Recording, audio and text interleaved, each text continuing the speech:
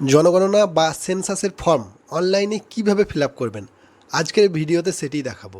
জনগণনার জন্য অনলাইনে অনেক কিছু ইনফরমেশন দিতে হচ্ছে, কিন্তু সেগুলো খুবই সহজ ইনফরমেশন। যে কোনো ব্যক্তি অনলাইনে ফিল আপ করলে নিজে নিজেই এই ইনফরমেশনগুলো দিতে পারবেন, কারণ সেখানে সম্পূর্ণ বাংলায় এবং সহজ ভাষায় প্রত্যেকটি ইনফরমেশন লেখা আছে। এই ফর্মটি শুধুমাত্র ইয়েস নো এবং টিক মার্কের সাহায্যে ফিল আপ করতে হবে, তাই কোনো চিন্তার কারণ নেই। যে কেউ এই ফর্মটি ফিল আপ করতে পারবেন। কম্পিউটার, ল্যাপটপ কিংবা আপনার নিজের মোবাইল থেকেও এই ফর্মটি ফিল আপ করতে পারবেন।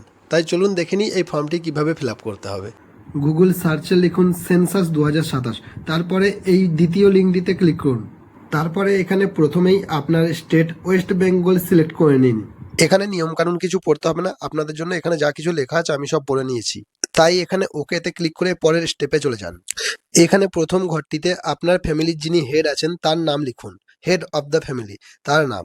এই নামটি ঠিকভাবে লিখবেন, কারণ এই নামটি যদি ভুল দেন পরবর্তীকালে এটিকে আর এডিট করতে পারবেন না। সেই জন্য এটি আধার দেখে ঠিকঠাকভাবে লিখবেন। এরপর নিচে মোবাইল নাম্বারের ঘরটিতে আপনার মোবাইল নাম্বারটি দিন।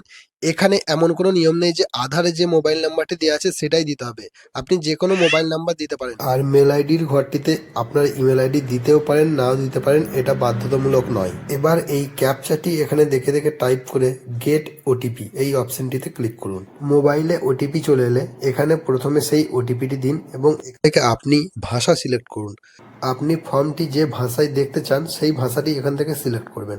আমি এখানে বাংলা সিলেক্ট করে নিলাম। তারপরে এখানে দেখানো এই ক্যাপচাটি এই বক্সে দিয়ে ভেরিফাই ওটিপিতে ক্লিক করুন। ওটিপি ভেরিফাই হয়ে গেলেই আপনার সামনে এই পেজটি খুলে যাবে। এখানে প্রথমে কিছু নিয়মকানুন লেখা আছে। আপনার বাড়িটি যেই লোকেশনে আছে আপনাকে ম্যাপেতে এক্স্যাক্ট সেই লোকেশনটিকে মার্ক করে দিতে হবে। আপনি যদি আপনার বাড়িতে বসে ফিল আপ করেন তাহলে অটোমেটিক্যালি আপনার লোকেশন সেট হয়ে যাবে, কিন্তু যদি আপনি আপনার বাড়িতে না বসে থাকেন তাহলে আপনাকে ম্যাপ থেকে আপনার বাড়িটিকে খুঁজে বের করে সেখানে মার্ক করতে হবে। এখানে প্রথমে রাজ্য সিলেক্ট করে নিন, যেটা অলরেডি সিলেক্ট হয়ে থাকবে। তারপরে জেলা, আপনার জেলার নাম সিলেক্ট করুন। তারপরে এখানে পিনকোডের ঘরে আপনার এলাকার পোস্টাল পিনকোড দিয়ে নিচে গ্রামের নাম লিখে সার্চ করুন। গ্রামের নাম লিখে সার্চ করলে ম্যাপেতে আপনার গ্রামকে দেখাবে। এবার ম্যাপ থেকে আপনি আপনার বাড়িটাকে খুঁজে বার করুন। আপনি যদি মোবাইল থেকে করেন তাহলে মোবাইলে টাচ করে ম্যাপটিকে সরিয়ে সরিয়ে আপনার বাড়ির মধ্যে এই পয়েন্টারটাকে নিয়ে যান। আর যদি কম্পিউটার থেকে করেন তাহলে কম্পিউটারে মাউসের সাহায্যে সরিয়ে এইভাবে পয়েন্টারটিকে আপনার বাড়ির একদম উপরে নিয়ে যাবেন। এবার এখানে অবস্থান নিশ্চিত করুন এই অপশনটিতে ক্লিক করুন এবং ডান দিকে নিচে এখানে সেভ করুন এবং পরবর্তী স্টেপে এগিয়ে যান, এটাতে ক্লিক করুন। তারপরে এখানে হ্যাঁ এটাতে ক্লিক করুন। এবার আপনার সামনে আসল ফর্মটি চলে আসবে। এখানে প্রথমেই অপশন থাকবে আপনার বাড়ির, আপনি যেই বাড়িতে থাকেন সেই বাড়ির মেঝেটা কি দিয়ে তৈরি, মাটি নাকি কাঠের নাকি মার্বেল টাইলস করা আছে নাকি সিমেন্টের মেঝে, সেটি সিলেক্ট করে নেবেন। তারপরের অপশনটি আছে আপনার বাড়ির দেওয়ালটা কিসের, ইটের, বাঁশের, মাটির নাকি ঢালাই করা। কারণ এরকম অনেক বাড়ি হয় যার বাড়ির চারিদিকে দেওয়াল গাঁথনি প্লাস্টার করা থাকে কিন্তু মেঝেতে মাটি থাকে কিংবা মেঝেতে মার্বেল থাকে, সেই জন্য এখানে সেপারেট ভাবে আলাদা আলাদা করে প্রত্যেকটা জিনিসকে জানতে চাওয়া হচ্ছে। এবার আপনার বাড়ির ছাদের প্রধান উপাদান কি, অর্থাৎ আপনার ছাদটা কি দিয়ে তৈরি, ঢালাইয়ের তৈরি, পলিথিনের তৈরি নাকি খড়ের তৈরি, এরকম অনেক কিছু অপশন আছে। যদি ছাদ করা থাকে তাহলে কংক্রিট সিলেক্ট করে নেবেন। এর শেষে দেওয়া আছে আপনার বাড়ির বর্তমান অবস্থা, ভালো, বাসযোগ্য নাকি ক্ষতিগ্রস্ত। এখানে যেটা হবে সেটা সিলেক্ট করে সেভ করে দিন এবং পরবর্তী স্টেপে চলে যান।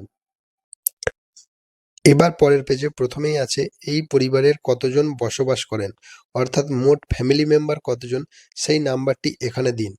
পরিবারের প্রধানের নাম আপনি প্রথমেই দিয়ে দিয়েছেন, সেটা অলরেডি এখানে সেট হয়ে থাকবে। এখানে নিচে পরিবারের যে প্রধান ছিল যার নাম দিয়েছিলেন তার নামটা বাংলাতে লিখতে হবে। বাংলাতে লেখার জন্য আপনি নর্মালি যেমন ইংরেজিতে লেখেন সেই রকমই লিখবেন, সেটি অটোমেটিক বাংলাতে কনভার্ট হয়ে যাবে। কিছু কিছু নামের বানান হয়তো ইংরেজিতে যে বানানটা আছে সেটা না লিখেও আসতে পারে। নিজের মতো সুবিধা মতো লিখে যেভাবে মোবাইলে মেসেজ করেন সেই রকমভাবে ইংরেজিতে লিখুন, দেখুন বাংলায় ঠিক এসে যাবে। এবার এখানে বাড়ির যিনি প্রধান তিনি পুরুষ নাকি মহিলা সেটি সিলেক্ট করে নিন। তারপরে এখানে এসটি, এসসি কিংবা এরকম কোনো ক্যাটাগরি থাকলে সেটি সিলেক্ট করে নেবেন। যেই বাড়িটিতে থাকেন সেই বাড়িটি নিজের নাকি ভাড়া বাড়ি, নাকি ভাড়া বাড়িতে থাকেন অথচ আপনার অন্য জায়গায় বাড়ি আছে, এখানে কোন অপশনটি আপনার জন্য প্রযোজ্য সেটিকে সিলেক্ট করে নিন। এই বাড়িতে বিবাহিত দম্পতির সংখ্যা কজন? এই রকম হতে পারে যে আপনিও বিবাহিত এবং আপনার বাবা মাও থাকেন, তাহলে সেক্ষেত্রে বিবাহিত দম্পতির সংখ্যা 2 হবে। আর যদি শুধুমাত্র আপনার বাবা মা থাকেন এবং আপনি থাকেন, আপনার বিয়ে না হয়ে থাকে, তাহলে সেক্ষেত্রে বিবাহিত দম্পতির সংখ্যা 1 হবে। উপরের এই ঘরটি করতে ভুলে গেছিলাম, বসবাসযোগ্য ঘরের সংখ্যা, অর্থাৎ আপনাদের বাড়িতে মোট কটি রুম আছে, যে রুমগুলিতে থাকেন মানে বেডরুম, কটি বেডরুম আছে সেটি এখানে দিয়ে তারপরে পরবর্তী স্টেপে চলে যান। পরের পেজে প্রথম অপশন হচ্ছে পানীয় জলের প্রধান উৎস। আপনারা যে জল ব্যবহার করেন পানীয় জল, সেটি কোথা থেকে আসছে? কেনা জল, টিউবওয়েলের জল, নাকি নদী, নাকি কুয়ো, নাকি হ্যান্ড পাম্প? কোন অপশনটি আপনার জন্য প্রযোজ্য আপনি সেটি এখান থেকে দেখে নিন। এই অপশনটি আপনি সিলেক্ট করে নিন। তারপরে পরের অপশনটিতে চলে যান। পানীয় জলের উৎসটি কোথায়, অর্থাৎ বাড়ির ভেতরেই সেটি আছে, নাকি বাড়ির বাইরে, নাকি অনেকটা দূরে, কোথায় আছে?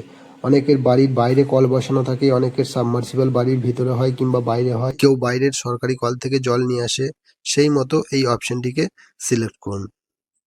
পরবর্তী অপশন হচ্ছে আলোর উৎস কি? এখন বেশিরভাগ বাড়িতেই আলোর উৎস বিদ্যুৎ, তাই বিদ্যুৎ সিলেক্ট করে নেবেন। যদি প্রধান উৎস বিদ্যুৎ না হয়, কেরোসিন কিংবা অন্য কিছু অপশন হয়ে থাকে, তাহলে সেটি সিলেক্ট করবেন।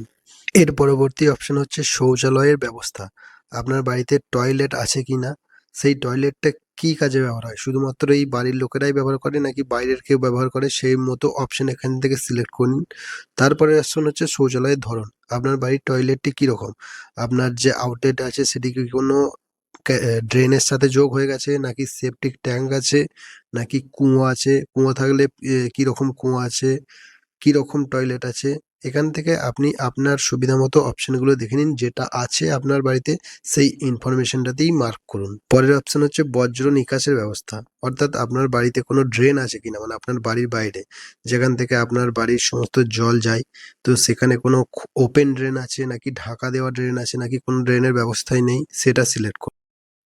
আপনার বাড়িতে কি স্নানের জায়গা আছে, যদি থাকে তাহলে এখানে হ্যাঁ স্নানের জায়গা আছে করুন, আর যদি না থাকে তাহলে না করবেন। অনেকের বাড়িতে এই রকম থাকে যে বাথরুম শুধুমাত্র চারিদিক ঘেরা থাকে, উপরে ছাদ নেই, তাহলে এখানে এই দ্বিতীয় অপশনটিকে সিলেক্ট করবেন, স্নানের জন্য ছাদবিহীন ঘেরা জায়গা আছে। পরের অপশন হচ্ছে এলপিজি কানেকশন, অর্থাৎ গ্যাসের কানেকশন এবং রান্নাঘর আছে কিনা। অনেকের রান্নাঘর থাকতে পারে, গ্যাস নাও থাকতে পারে, অনেকের গ্যাস থাকতে পারে, রান্নাঘর নাও থাকতে পারে, উঠোনের মধ্যে রান্না হতে পারে। তো এক্ষেত্রে আপনার যেটি প্রযোজ্য আপনি দেখুন, পড়ে বাংলায় লেখা আছে সেটি এখানে ফিল আপ করবেন। রান্নায় ব্যবহৃত প্রধান জ্বালানি, এখানে প্রধান জ্বালানি হিসেবে কি ব্যবহার করেন? আপনি কি কাঠে রান্না করেন, নাকি গ্যাসেতে, নাকি ঘুঁটেতে, নাকি খড়, কিসে রান্না করেন, নাকি ইলেকট্রিসিটিতে মানে ইন্ডাকশন কিংবা হিটারে? আপনি যেটি প্রধান রান্নাতে ব্যবহার করেন, যেটির সাহায্যে রান্না করেন, সেই অপশনটি এখান থেকে সিলেক্ট করে নিন। এবার এখানে ক্লিক করে সেভ করুন এবং পরবর্তী স্টেপে চলে যান। পরের পাতার প্রথম প্রশ্ন হলো বাড়িতে রেডিও কিংবা ট্রানজিস্টার আছে কিনা। হ্যাঁ অথবা না কি অপশন আছে, কিংবা মোবাইলে রেডিও শোনা হয় সেটি এখান থেকে সিলেক্ট করে নেবেন। তারপরের প্রশ্ন হচ্ছে টেলিভিশন আছে কিনা, যদি টিভি থাকে তাহলে সেটা এখান থেকে সিলেক্ট করে নেবেন। ইন্টারনেটের ব্যবস্থা আছে কিনা, ল্যাপটপ কিংবা কম্পিউটারে ইন্টারনেট ব্যবহার করা হয় নাকি মোবাইলেই ইন্টারনেট ব্যবহার করা হয়। বাড়িতে ল্যাপটপ কিংবা কম্পিউটার আছে কিনা, সেটা হ্যাঁ অথবা না সিলেক্ট করবেন।